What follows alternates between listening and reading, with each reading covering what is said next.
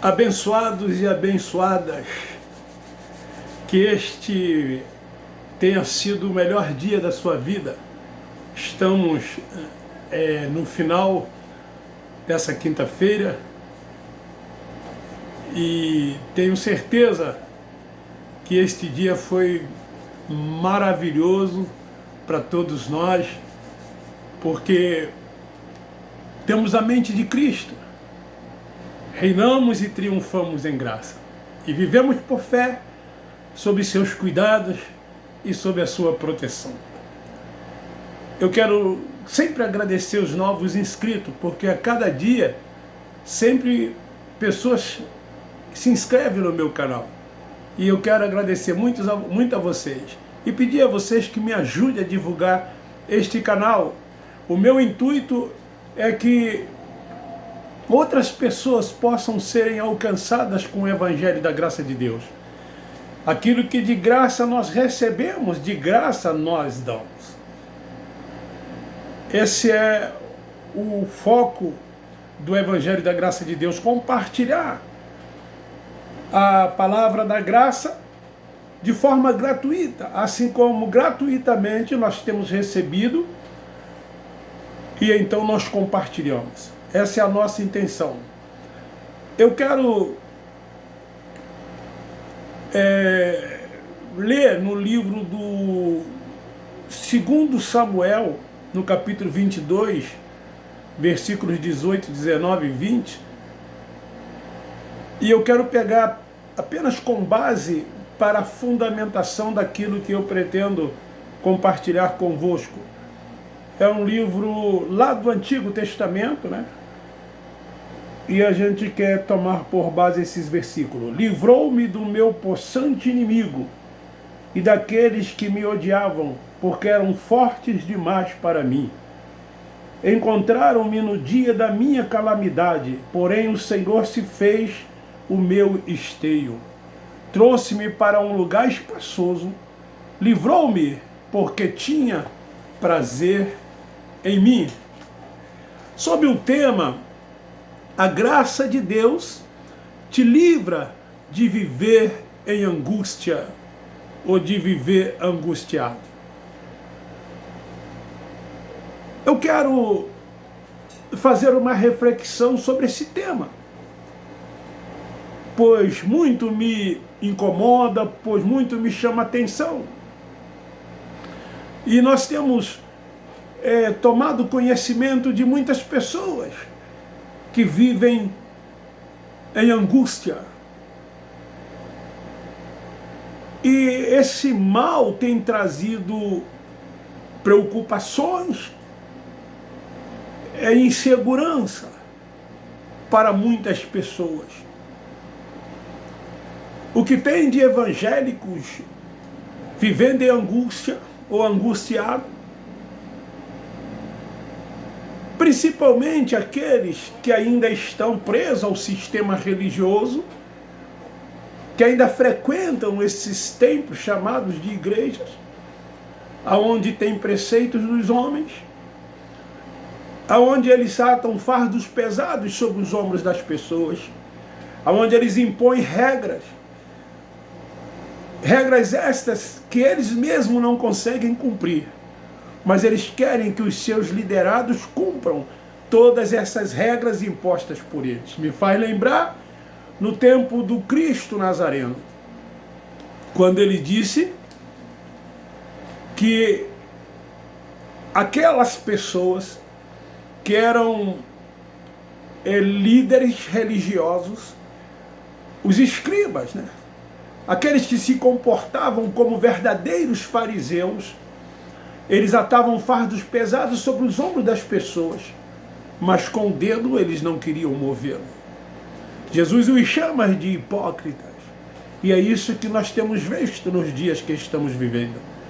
E as pessoas já não aguentam mais, já não suportam mais viverem essas situações, mas falta-lhes coragem de tomar uma atitude, de tomar uma decisão e romper com tudo isso e viver a graça de Deus. Ter a mente de Cristo, ter os olhos abertos, ter a mente iluminada reinar e triunfar em graça, se tornarem livres. Mas isso precisa de atitude, isso precisa de intrepidez, de ousadia, isso precisa de determinação. O que é angústia? Existem várias definições para angústia, mas eu quero dizer para você que é um sentimento que está relacionado com situações que acontecem na vida da pessoa e que trazem para essas pessoas muitas preocupações. Como o saber o diagnóstico de uma doença? Quando alguém toma conhecimento de que está com uma doença, de repente um câncer ou uma doença que traz preocupação para a mente, como perder um familiar, ou ter mesmo até um desgosto profundo, um desgosto amoroso. Essas coisas têm levado muitas pessoas a viverem angustiados. Porque a angústia é uma manifestação emocional que perturba e incomoda e às vezes deriva de sentimentos. E é assim que muitos se encontram. É assim que muitos se acham. É assim que muitos estão em angústia, vivendo angustiados.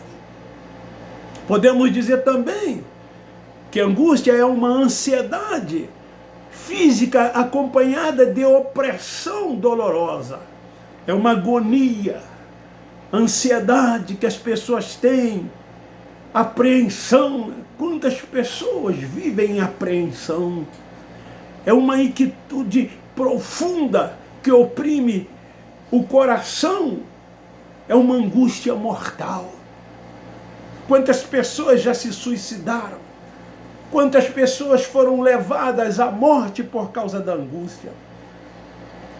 Nós já vimos no YouTube pastores se suicidando, crentes se suicidando. Ontem mesmo, num grupo que eu faço parte, uma irmã se suicidou. Não sei o motivo, mas quem sabe vivia angustiada. E a angústia levou à depressão, porque é isso que a angústia faz. Tornam as pessoas depressivas. Angústia é uma intensa aflição que faz com que a defesa imunológica da pessoa fique fragilizada. E as pessoas não sabem o que fazer. Ficam desnorteadas. Ficam inquietas. Muitas se trancam nos seus quartos e lá permanecem dias e meses. Há poucos dias eu tomei conhecimento através de uma pessoa que uma irmã, por ter perdido seu esposo, porque ele o traiu, ela ficou, salvo engano, 2, 3 meses trancada num quarto, desfiando. Porque não comia, estava em depressão, por causa desse seu momento de angústia, por causa desse seu momento de intensa aflição. E se a pessoa não tomar uma atitude, ela mesma tomar uma atitude, ela pode ser conduzida à morte. Se foi também o momento em que ela tem que morrer, em que ela tem que partir. Porque nós temos um tempo determinado aqui nesta vida, e cada um morrerá de uma forma, cada um morrerá de um jeito quando chegar esse tempo. Quem sabe esse foi o tempo em que essa pessoa teria que morrer. A angústia leva uma pessoa à depressão, que é uma ação de deprimir, podendo levar essa pessoa ao abatimento físico ou moral. Uma pessoa depressiva leva muitas das vezes a depender de remédios. Quantas pessoas?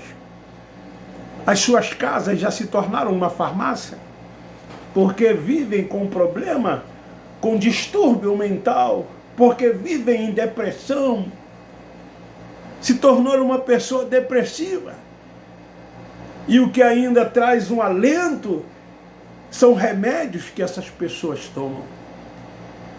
A depressão leva a pessoa a uma tristeza profunda. Nada para essa pessoa importa. Ela não liga para mais ninguém, para as pessoas que estão à sua volta, porque ela se encontra em uma tristeza profunda. A pessoa passa a ser infeliz, ter momentos de infelicidade. Nada faz com que essa pessoa sorria, que essa pessoa fique alegre, contente, feliz. Muitas das vezes uma pessoa em angústia, depressiva, ela é digna de dó, de pena. Porque ela se torna uma pessoa melancólica, uma pessoa pesarosa, desgostosa, insignificante. Ela se acha insignificante. Nesse momento ela acha que ninguém gosta dela, que ela não tem importância para ninguém, que as pessoas não gostam mais dela.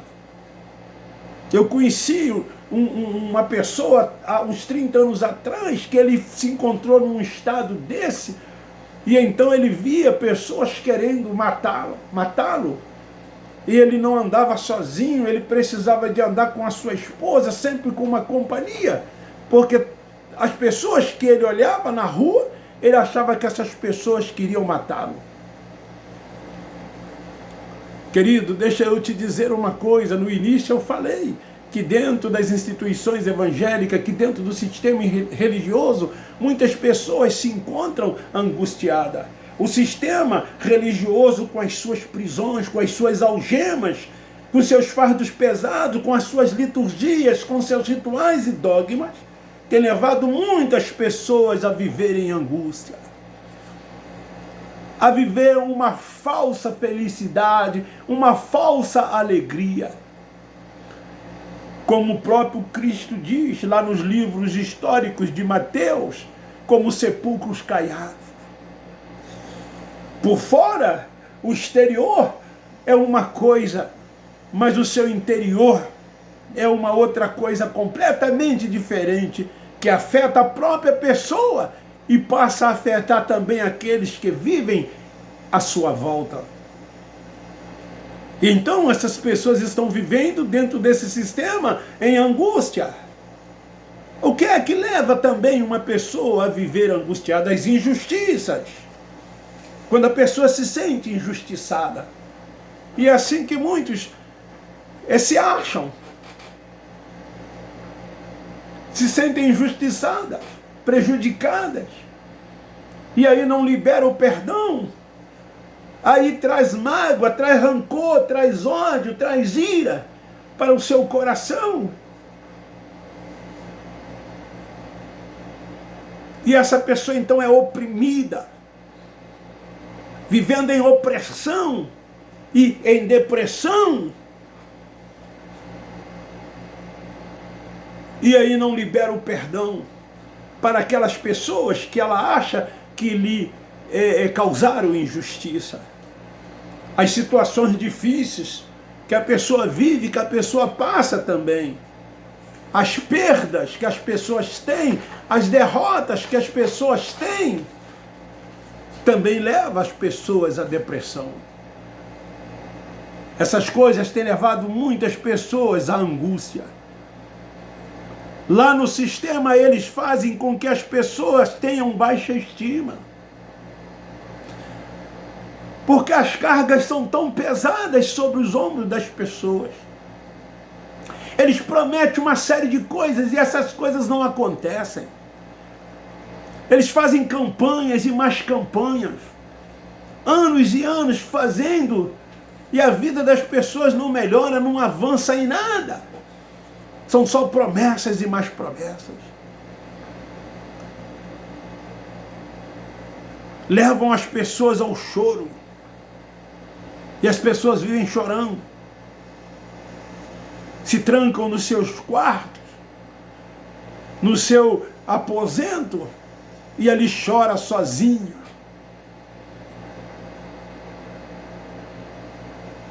Porque não sabe o que fazer.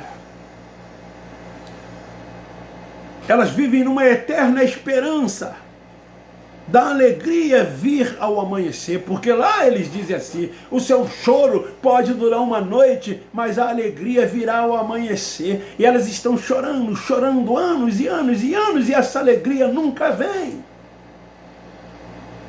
E então essas pessoas ficam em baixa estima, enquanto a graça de Deus diz: tome posse e reine e triunfe.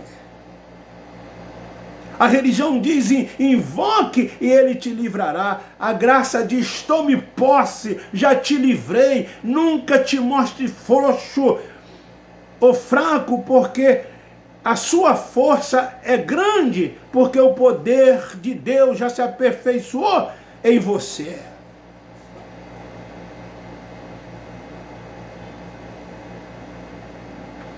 E mostre para as pessoas todas as sortes de bênçãos que você tem na sua vida. Demonstra isso para elas. Deixa que elas vejam Cristo em você. Porque Ele habita em você. Você não está desprezado por Ele.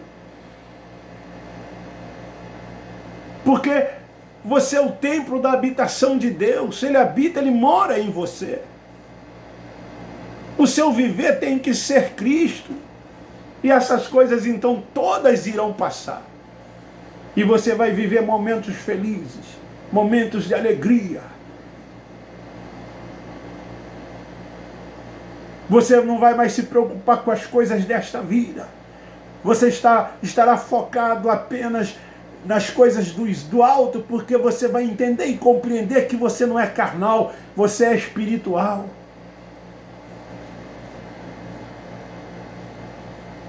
As pessoas que se pegam muitas coisas desta vida correm o risco de estarem angustiadas, de viverem depressão, porque querem e nunca alcançam aquilo que querem. Mas na graça de Deus, você descansa nele, você descansa no Senhor. A alegria no Senhor é a sua força se renova dia após dia. E aí quando você levanta, você diz assim: este será o melhor dia da minha vida.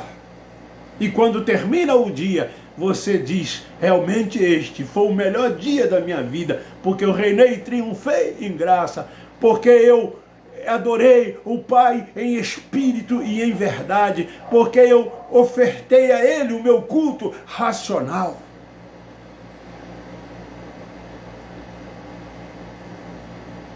Cristo é a sua fonte de ânimo. Somente Ele pode te trazer alegria, pode te trazer paz. Somente Ele pode te trazer momentos e momentos de felicidade. Ele é quem diz: a minha graça te basta.